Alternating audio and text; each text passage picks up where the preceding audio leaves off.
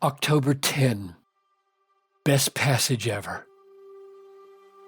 God put Jesus forward as a propitiation by his blood to be received by faith. This was to show God's righteousness, because in his divine forbearance he had passed over former sins.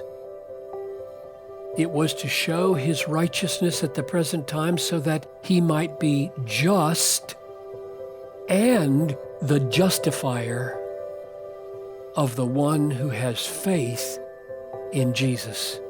Romans 3:25 and 26.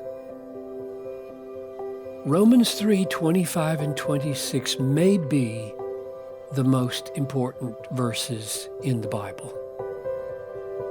God is wholly just, and he justifies the ungodly. Really, a just judge acquitting the guilty.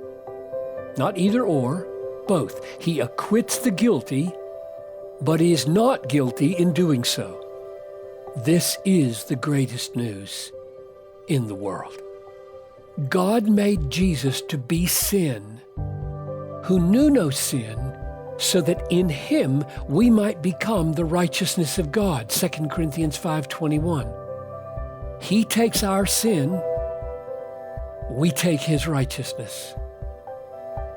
By sending his own Son in the likeness of sinful flesh and for sin, he condemned sin in the flesh. Romans 8:3. Whose flesh? Christ's. Whose sin condemned in that flesh? Ours. For us then, no condemnation. Christ bore our sins in his body on the tree. 1 Peter 2:24. Christ also suffered once for sins, the righteous for the unrighteous, that he might bring us to God. 1 Peter 3:18.